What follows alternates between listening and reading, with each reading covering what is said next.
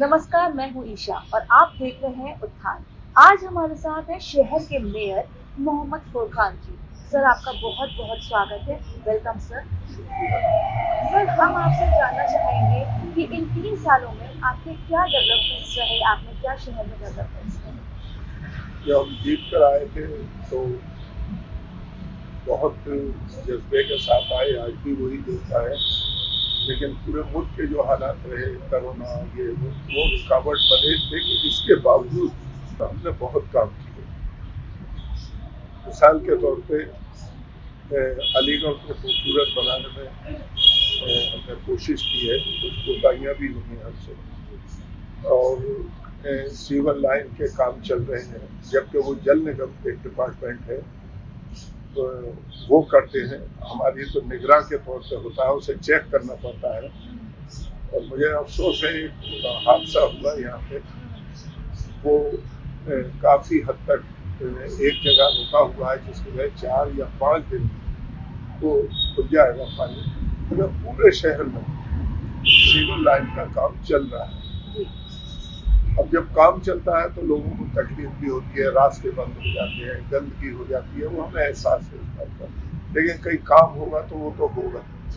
तो एक वक्त ये आएगा कि वो सब काम नजर आएगा। बहुत सी सड़कें, गलियां आपको मिलेंगी, इंटरलॉकिंग किया गया है। ये अलीगढ़ एक प्याले की तरह है, जहाँ पर पानी भर जाता है। इससे पहले, हमारे आने से पहले, पानी एक 10-10 दिन तक भर जाता था रोडों में, लेकिन नालों को सफाई कराई थी। बहुत से नाले फिर भी रह गए, और रहे वो इसीलिए कि कोरोना के जमाने में सब काम बंद कर दिए थे। वो नुकसान मेरे नगर निगम का हुआ, मेरे शहर का हुआ।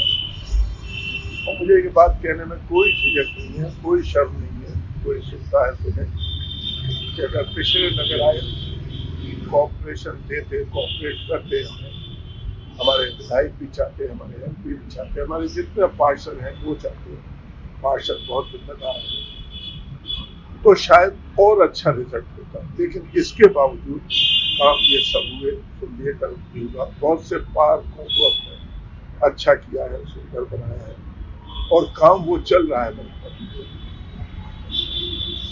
और अब नए नगर आयुक्त आए हैं, 1.5-2 महीना हुआ है, पूरा कॉपरेट कर रहे हैं, मैं उनको कॉपरेट कर रहा हूँ। और मेरे ऊपर थोड़ा बोझ हल्का हुआ है, क्योंकि हर पार्षद को डायरेक्ट मिल रहा है। जो काम वहां नहीं होता वो मेरे पास आके मैं करने की कोशिश कर रहा हूँ।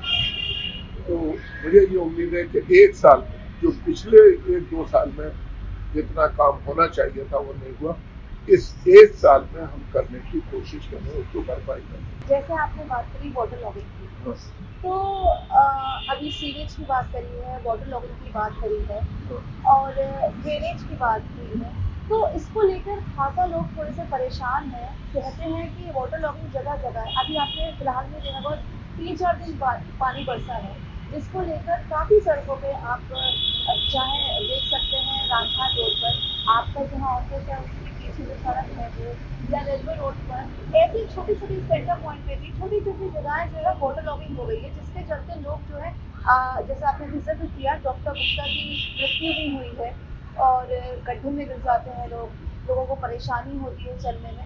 इसको क्या आप कहना चाहेंगे इसके बारे में, ये कब तक समस्या जो है हल हो सकती है? मैं उसके बारे में यही कहूँगा, जैसे आपने इंटरलॉकिंग की बात की, अब ये जो जल निगम वाले हैं, ये पाइप डाल देते हैं, और बहुत अच्छी अच्छी सड़कें जो बनी हुई थी वो खोल के डाल देते हैं। अगर वो नहीं खोलेंगे तो पड़ेगा कैसे? तो जो पब्लिक की नाराजगी है या उनकी शिकायत, वो जायज है, उन्हें तो आराम चाहिए। उनको नगर निगम का, हमारा सबका कर्तव्य है, मेयर का कर्तव्य है कि उनको ज्यादा से ज्यादा सहूलियत है। तो वो जो खोद के जल्दी डाल देते हैं, लेकिन जितना तेजी से उसको सही करना चाहिए वो नहीं कर पाते हैं। हर मीटिंग में, यहाँ से लेकर लखनऊ तक, हम बराबर शिकायत कर रहे हैं कि आप जो काम कर रहे हो हाथ के हाथ उसको सही करो। उससे गंदगी भी बढ़ेगी, पब्लिक को तकलीफ भी नहीं होगी, हमारा दबाव बराबर बना हुआ है। मेरी 23 को बोर्ड की मीटिंग है, उसमें भी रखते हैं, हर मीटिंग में रखते हैं, यहाँ तक कि मंत्री तक अपनी बात पहुंचाते हैं। और पूरे उत्तर प्रदेश में एक जैसी शिकायतें हैं नगर।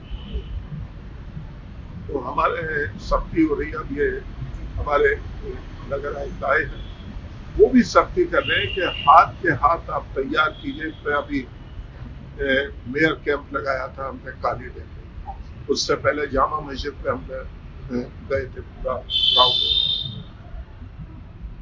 वहां भी हमने यही कहा है कि तो उसको बुला के वहां पे हमने देखा खुदा हुआ पड़ा हुआ, पाइप पड़े हुए, उठ नहीं रहे, पब्लिक को तकलीफ हो रही है। तो मैंने उसी रोज कहा था कि आप इसे फौरन उठाइए, इसको बदलिए।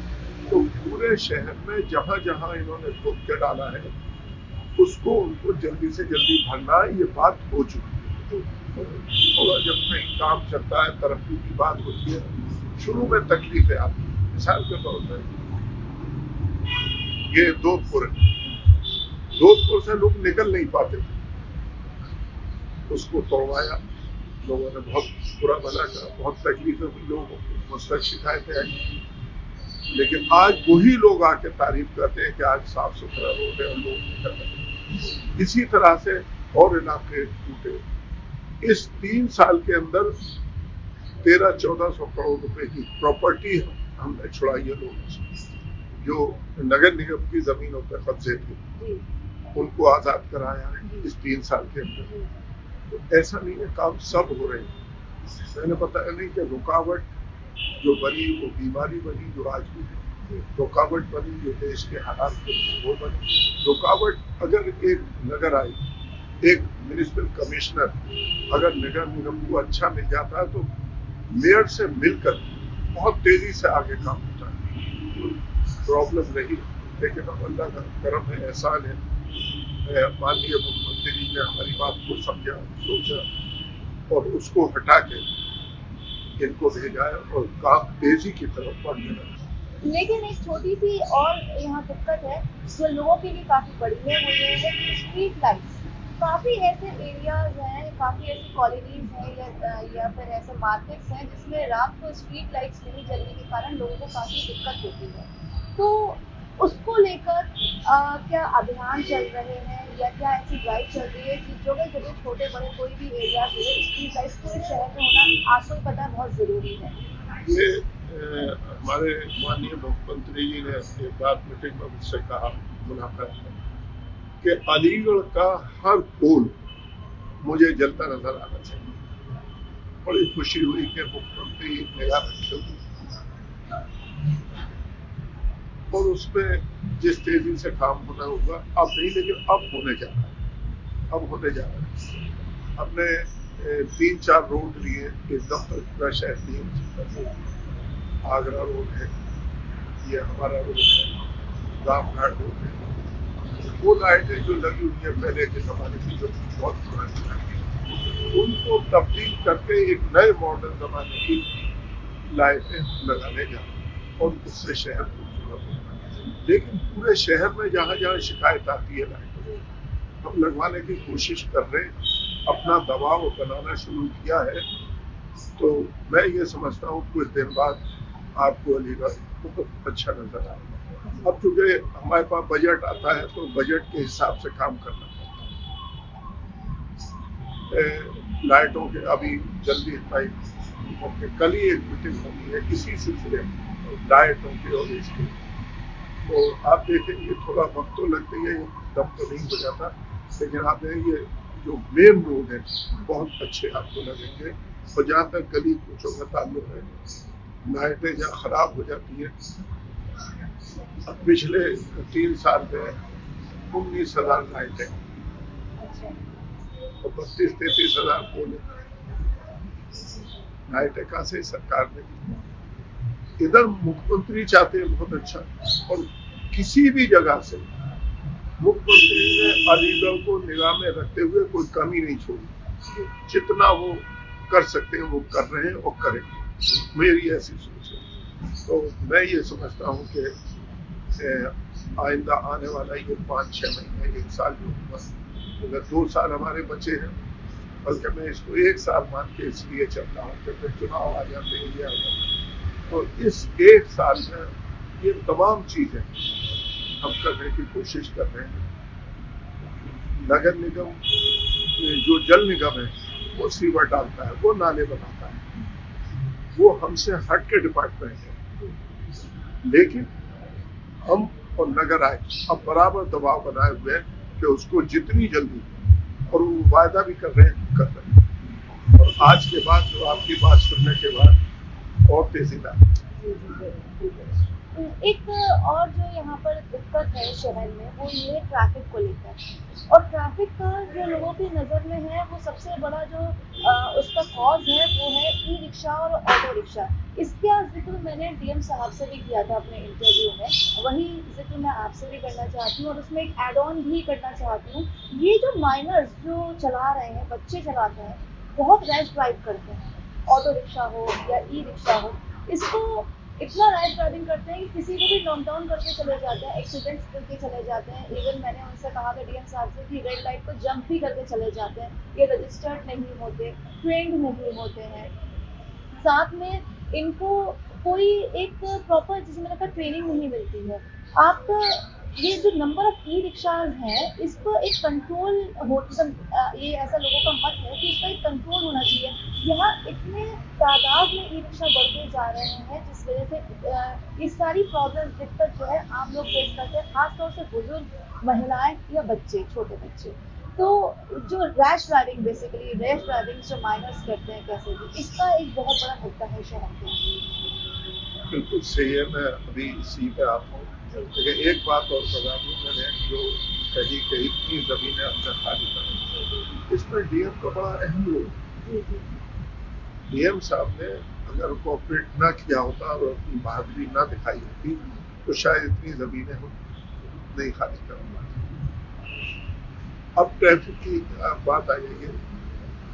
अभी स्मार्ट सिटी की एक मीटिंग हुई थी जिसमें मुझे भी बुलाया।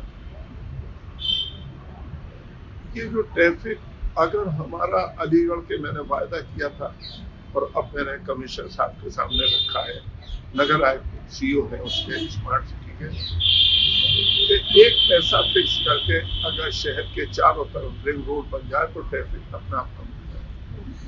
ये हमने रखी है। कामयाब होता हूँ नहीं होता इस बात में ये तो ये मुझे भी एहसास है। देखिए, अलीगढ़ में आती नहीं थे लाइट के, लाइट पर रुकते नहीं, वो तो आए और तेजी में निकल गए। लेकिन मुझे खुशी इस बात की है जब से ये हमने इस 3 साल में लाइटें लगाई, अभी लगी, लोग अपने आप रुक रहे हैं। अब 2, 4, 6 तो हर जगह मिलेंगे आपको दीवाने, तो ज्यादातर लोग उसको फॉलो कर रहे हैं। मैं इस अलीगढ़ के लोगों को मुबारकबाद देता हूँ इस बात की कि वो फॉलो कर रहे हैं। उनका शहर, हम सबका शहर है, ये 14 लाख लोगों का शहर है। अब आपने टिड्डी की बात की, वो जो चल रही है आजकल, इसकी तादाद ज्यादा हो गई और डिमांड है कि इनको और में वो दिए जाए लाइसेंस चलाने के। छोटे छोटे बच्चे चला रहे हैं जिनको इतना होश नहीं है कि कैसे चलाना चाहिए, चौराहों पर खड़ा कर लेते, जब चौराहे पे वो खड़े हो जाते तो निकलने में परेशानी होती है।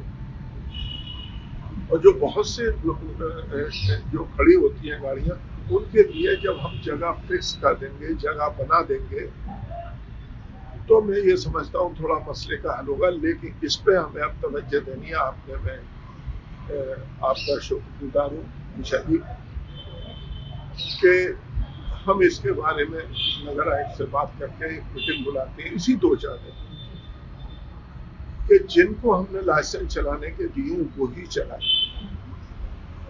अभी आपको जहन में लाए तो हमारे यहाँ, और बच्चों को ना दिया जाए। अगर बच्चों को लाइसेंस दे दिया गया है तो उसे खत्म करके बड़ों को दिया जाए। और मैं ये समझता हूँ कि हमें एक मिकदार तो फिक्स करनी पड़ेगी कि इससे ज्यादा नहीं हो, तो मैं ये समझता हूँ कंट्रोल जरूर होगा। अब बात आती है कंट्रोल होता क्या है, तो शहर है ये, इधर भी ढकेल खड़ी हो जाती है, उधर भी ढके दुकानों का सामान ज्यादा खड़ा हो जाता है, चलने फिरने की जगह नहीं रहती। तो इसकी तरफ भी हमें तवज्जो देनी पड़ेगी अगर अलीगढ़ का ट्रैफिक अच्छा करना, लेकिन पब्लिक का कॉपरेशन बहुत जरूरी है। तो मैं ये समझता हूँ कि हम इसके ऊपर आप ध्यान दिलाएं और मीटिंग करते हो, इंशाल्लाह ये भी सही है। एक और जो यहाँ की दिक्कत है, जैसे शौचालय को बहुत तवज्जो दी गई है और बहुत यहाँ पे शौचालय बने हुए हैं, उसके लिए भी आप बहुत बहुत बधाई के पात्र हैं, कॉन्ग्रेचुलेशन। पर ये जो यूरेनल्स बने हैं, अगर आप गांधी पार्क की बात करें तो ये यूरेनल्स बने हैं, उसकी बनाने के बाद एक सफाई, एक डेवलप नहीं, मतलब उसको मेंटेन नहीं किया जाता है। मेंटेनेंस को लेकर थोड़ी सी प्रॉब्लम्स है, क्योंकि वो क्या गंदगी है, उसको रीयूज नहीं कर पा रहे हैं लोग। तो इसको लेकर थोड़ा सा लोगों के बीच में ये शिकायत है कि बना तो दिया है सरकार ने, पर मेंटेनेंस के लिए किसी प्राइवेट कंपनी को या एजेंसी को ही दे दिया जाए, जिससे वो कम से कम इसको मेंटेन करिए रखें। ये बात आपकी बिल्कुल सही है, और अगर उसको मेंटेन करने वाले लोग नहीं लगाएंगे तो चंद दिन में बेकार हो जाएंगे, हमारी मेहनत भी बेकार, पैसा भी बेकार, सरकार का पैसा भी बेकार और शहर का नुकसान। तो इसमें भी हम तवज्जो देते हैं, इसके ऊपर इतने पॉइंट आप बता के जाइए। अगर आप एक आध महीने में फिर आप आएंगी तो हम इसका सबका जवाब देंगे और हम मीटिंग करके, दरअसल हमारे पास सफाई कर्मचारियों की बहुत कमी है। 20 इलाके और बढ़ गए, अब 80% हो जाएंगे, 90% हो जाएंगे, 10 नॉमिनेट 90%। जब इतने इलाके बढ़ गए और सफाई करवाए कोई 2021 2200 ये पूरे नहीं। सरकार का ये कहना है, जब मीटिंग होती है, हमारे विकास मंत्री जी बड़े सुलझे हुए आदमी हैं, बहुत अच्छे आदमी, वो कहते हैं कि अपनी इनकम बढ़ाइए। इसके ऊपर भी हमने नगर आयुक्त साहब को बुला के मशवरा दिया कि जो जमीनें हमारी खाली हुई हैं उसमें मॉल बना दीजिए, उसमें 2 कमरे के फ्लैट बना दीजिए जो आसानी से ले सकते हैं, उसमें आप मार्केट बना दीजिए। तो हमारे पास इतना पैसा आएगा, क्योंकि वो जमीनें खाली पड़ी हुई हैं, बहुत सी जमीनों पर लोग कब्जा करते हैं, उससे बच जाएंगे, पैसा हमारे पास आ जाएगा और इधर लग जाएगा और हमारे सफाई कर्मचारी बढ़ जाएंगे। मैंने टाइम मांगा है मंत्री और मुख्यमंत्री जी से, सफाई कर्मचारियों को बढ़ाने के लिए इजाजत ले। जो पिछले मंत्री थे खन्ना साहब, जब वो अलीगढ़ आए तो मैंने अपनी बात रखी, उन्होंने ऐलान किया कि मेयर साहब ने अनुरोध किया है जितने जरूरत है रख ले, लेकिन हमारे पिछले नगर आए, हालांकि मेरा दिल नहीं चाहता बुराई करने का, लेकिन सच ना बताएं तो फिर दोषी हम ठहराते। हमने वो ऐलान करके गए पब्लिक में, उन्होंने नहीं रखे और जाके उल्टा मशवरा दे दिया। ये पॉजिटिव है, नजर आए, बात को समझते हैं, तो ये चल रही है। रखने के बाद नगरों से हमें अगर ताकत मिल गई रखेंगे, और जो हमने मशवरा दिया है नगर परिषद, आप इस जमीन का इस्तेमाल कर लीजिए, हमारी इनकम बढ़ जाएगी और मिनिस्ट्री का जवाब हो जाएगा कि आप अपनी इनकम बढ़ाते। उनकी बात सही है।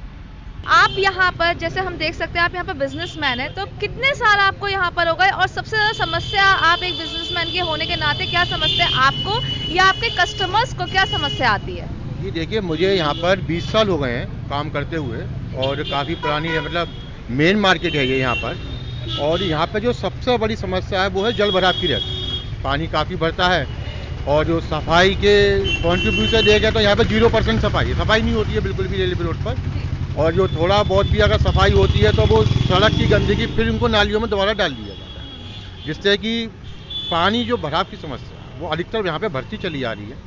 दूसरा, बहुत से दुकानदारों ने यहाँ पे मतलब नाली को भी बिल्कुल ऊपर तक पटा रखा है, और उसके लिए हमें लिखित में शिकायत मेयर साहब को कई बार हमने दे भी चुके हैं, लेकिन उसके बावजूद भी यहाँ पे कोई भी एक्शन नहीं लिया। तो अभी आपने कब ये राइटिंग में दिया है और एक्शन अभी तक क्यों नहीं हो पाया? कुछ इसके बारे में आपको जानकारी है? हाँ जी, बिल्कुल जानकारी दी। हमें 1 साल हो गया दिए हुए। रेलवे रोड व्यापार मंडल के तहत हम लोगों ने उनको ज्ञापन दिया था, और अगर वो फाइल अपनी देखेंगे तो उसमें कम से कम 3 से 4 ज्ञापन हमारा मतलब लगे हुए हैं उसमें। और फर्स्ट ऑफ ऑल पर पानी भरने की समस्या थी। दूसरा, यहाँ पे जो अतिक्रमण एनक्रोचमेंट जो होता है, आपकी ये ढकेल वगैरह जो खड़ी होती हैं, उसके लिए अभी हम 3-4 बार उनको बोल चुके हैं। इसके बावजूद भी इन्होंने 1-2 बार एक्शन लिया, लेकिन उसके बाद कुछ यहाँ पे मतलब जो रेस्पॉन्स होता है वो हमेशा 0 ही रहता है। यहाँ पे ढकेलों की संख्या दिन पर दिन बढ़ती चली आ रही है, और आप देखेंगे कि अभी 1 घंटे बाद 2 घंटे बाद यहाँ पे जाम की काफ़ी समस्या बढ़ती आ रही है। हमने इनके काफ़ी फ़ोटो क्लिक भी करे हैं, और हमने डीएम को भी और यहाँ पे मेयर साहब को भी हमने कई बार भेजे हैं, लेकिन उसका जो रेस्पॉन्स होता है वो 0 रहता है। ये गड्ढे जो बड़े-बड़े गड्ढे हो जाते हैं, उनको काफ़ी इसको हर सीज़न में भर दिया जाता है, पर एक बारिश आने के बाद ये फिर से तितर-बितर हो जाती है। नीचे जो मटीरियल होता है, तो ऐसा मटीरियल क्या लगता है जिसके चलते जो है हर सीज़न में आपको भरना पड़ता है, और फिर वो गड्ढे हो जाते हैं, लोग फिर से उसमें गिरने शुरू हो जाते हैं, हमको दिक्कत होनी शुरू हो जाती है। इसके साथ-साथ एक और प्रॉब्लम है, मैं आपसे एक ही सवाल में 2 चीज़ें पूछना चाहूँगी। ये जो जानवर, आवारा जानवर घूमते हैं शहर में इधर-उधर, जिसके चलते भी काफ़ी एक्सीडेंट्स होते हैं, आवारा बिचार ले लें या और जानवर ले लें, इसको इसके लिए भी लोगों को दिक्कत है। ट्रैफिक जैम्स के एक बहुत बड़े ये भी एक कारण है, वन ऑफ द कॉजेज़ जो है वो ये भी है। तो ये दोनों ही सवाल जो है पूरे ट्रैफिक को लेकर है, तो इसके बारे में आपको क्या विचार है? ऐसा है, आपने गड्ढों की बात की। जी। गड्ढे भरना हल नहीं है। अगर हमारे पास सुविधा हो, हमारे पास पैसा हो, इसको हमें जहाँ गड्ढे ज्यादा सड़क खराब हुई सब बनना चाहिए, वो हल है। और वक्ती तौर पे जहाँ जरूरत होती है एकदम नहीं बन पाता, क्योंकि बहुत जल्दी तो काम नहीं हो पाते, तो वो गड्ढे भर जाते हैं। लेकिन अगर मटेरियल उस पर अच्छा लगने लगे, लेकिन कितना ही मटेरियल अच्छा लगे, मैंने देखा है जहां पानी उस पर आया वो फटे। तो हल तो वही है कि हम ईमानदारी से उसको बनाएं। एक बार अब मिसाल के तौर पे आजकल मैं उल्टा सीधा सुन रहा हूँ, ये अनुच्छेद लोग, हमारे पढ़े लिखे लोग हों, यूनिवर्सिटी के लोग हों, शहर के लोग हों, वो ये समझते हैं कि ये रोड अभी बना था कुछ दिन पहले, उन्हें ये नहीं मालूम ये नेशनल हाईवे है, और नेशनल हाईवे नगर निगम में नहीं आता, अपना पैसा नहीं लगा सकता, उनके बगैर इजाजत बना नहीं सकता, और क्यों अपना पैसा कोई दूसरे घर में लगाए। लोग ये समझते हैं कि मेयर नहीं बना रहा, नगर निगम नहीं बना रही, मेरी नगर निगम नहीं बना रही, तो लोग मुझे बुरा कहते हैं, क्योंकि मैं एक जमाने से यहाँ पे मौजूद हूँ। मेरे पेपर में भी दिया, नहीं समझे लोग लड़के आते हैं चीखते हुए, तो आपने देखा हुआ हबीब हाल उसके सब खराब पड़ा है। इसका ऑफिस मुरादाबाद में है, हेड ऑफिस। हमने लिखा, डीएम साहब ने मेरी मदद की, वहां से लिख के आया कि साहब हम नहीं बनाए, लेकिन हम आपको 12 करोड़ रुपया देंगे और इसे ठीक करें। आज तक नहीं आया, 1 साल होने जा रहा है। अब गालियां लोग तो नहीं जानते, लोग तो ये जानते हैं मेयर और नगर निगम नहीं बना रहे। इसी तरह से जो नगर निगम में आती है उसका हल यही है, टाइम लगेगा 10-12 साल कितने लगते हैं, कि हमें उन सड़कों को, उन गलियों को दोबारा बनाना चाहिए, तभी गड्ढे इनकम्प्लीट। और बहुत जरूरी है, इमरजेंसी है, तो गड्ढे भी भरे जाते हैं। अगर उसमें अच्छा गौर करेंगे, बात करेंगे, अच्छा मटेरियल लग जाए, तो वो 6 महीने चल सकते हैं। करेंगे इसमें पूरी कोशिश। जैसे आपने कहा कि लोगों को पता नहीं है, तो क्यों ना हम ऐसा एक अभियान चलाएं, जैसे नगर निगम का अपना ही आप जैसे बता रहे हैं क्या क्या ड्यूटीज उनके अंदर आती है। आपने कहा नेशनल हाईवे आपके अंदर नहीं आता, लोगों को क्यों ना एजुकेट करें, क्योंकि एक चीज इससे और दिक्कत है, अगर आप देखें शहर में जाम और ट्रैफिक और जो भी समस्याएं हैं, इतनी सारी समस्याएं होती हैं, वो एक पॉपुलेशन को लेकर है। हम उसके बारे में भी एजुकेट करें, हम ये भी एजुकेट करें कि फैमिली प्लानिंग बहुत जरूरी है, क्योंकि फैमिली प्लानिंग इसलिए एक एजुकेटेड फैमिली के लिए, कम्युनिटी से अलग हटके, एक फैमिली प्लानिंग इसलिए ज़रूरी है क्योंकि ये जितनी भी मुद्दे हैं, ये जितनी भी परेशानियां हैं, ये सब कम हो जाएंगी अगर इंसान जो है फैमिली प्लान करके चले। फॉर एग्जांपल अगर आप अमेरिका ही को देख लें, अमेरिका की हमसे 2 गुनी जगह है, पर सिर्फ 30 करोड़ की उनकी पॉपुलेशन है। यहाँ हमारी 130 करोड़ की पॉपुलेशन है, जिसके चलते इतनी सारी दिक्कतें हैं। चाहे अभी हमने इतनी सारी दिक्कतों की पूरी लिस्ट बना के आपके साथ डिस्कस करी है, तो हम ऐसा अभियान क्यों ना चलाएं जिससे लोग एजुकेट हों, जिससे पता लगे, एक फैमिली प्लानिंग करके चलें। इस तरह के बहुत सारे रहे, लेकिन हम आप जो कह रही हैं कि पब्लिक को हम कैसे जागरूक करें। जी जी। जो पढ़े लिखे फैमिली है, मैं सबकी नहीं कह रहा, हर तरह के लोग हैं, वो इस पर गौर करती हैं, अमल भी करती हैं। आप देखें कितने आप पढ़े लिखे, आप पूरी यूनिवर्सिटी में घूम जाएंगे, आप राम बहादुर हो, सब पढ़े लिखे हो, वो इसकी कोशिश करते हैं क्योंकि वो जानते हैं ज्यादा बच्चों का होना, फैमिली भी अच्छे तरीके से नहीं पढ़ सकती, बच्चे भी नहीं पढ़ सकते, परवरिश अच्छी नहीं हो सकती, अच्छे संस्कार नहीं आ सकते, तो वो लोग उस पर अमल करते हैं। इसी तरह से जो अनपढ़ है हमारे विचार, थोड़ा सा जो हालात रहे, फिर मैं कहता हूँ, हालांकि मुझे टीवी पे बात कर रहा हूँ, मुझे कहना चाहिए नहीं कहना चाहिए, लेकिन इशारतन कहता हूँ, जितने अनपढ़ लोग हैं और जब कर्फ्यू लग जाता है कभी कभी, या कोरोना के दौर में घरों में रहे, बड़ी बात नहीं कहा, वो घर में ही रहता है, आप समझ रही होंगी। तो ये भी है थोड़ा, लेकिन जागरूक करने के लिए हमें छोटे छोटे कैंप लगाए जाए, जो मुश्किल इसलिए कि सुविधा नहीं हो पाती है, और एक ड्रामे की शक्ल में एक जो काम करते, बहुत दिल्ली में भी हुए, सब जगह होते हैं, लेकिन अमल नहीं हो पाता, और गरीब के लिए तो अपनी फैमिली होती है, पेट भर लिया, घर में रह गया। बड़े लोगों के लिए बहुत सी सुविधाएं हैं, बाहर भी जाए, दिल घबराया, चलिए सब घूमने के लिए, नहीं गरीब का है। तो जब हमारे देश से गरीबी कम हो जाएगी, खत्म हो जाएगी, ये अपने आप प्रॉब्लम होगा। एजुकेशन की जरूरत, अगर हमने इन लोगों में एजुकेशन नहीं पहुंचाई, बड़े लेवल पे हो छोटे लेवल, तो मैं नहीं समझता कि इसमें हम कर देंगे। सोचने की ताकत एजुकेशन की, अगर ज्यादा पढ़े लिखे नहीं है, कम से हाई स्कूल और थोड़े बहुत पढ़े लिखे, तो वो समझ सकते हैं कि हम क्या करेंगे इसके लिए अलीगढ़ में कुछ। Thank you sir, thank you, आपने अपने कीमती वक्त में से हमारे लिए एक शेड्यूल बनाया और हम आपको इंटरव्यू दे पाए, इसके लिए बहुत बहुत शुक्रिया।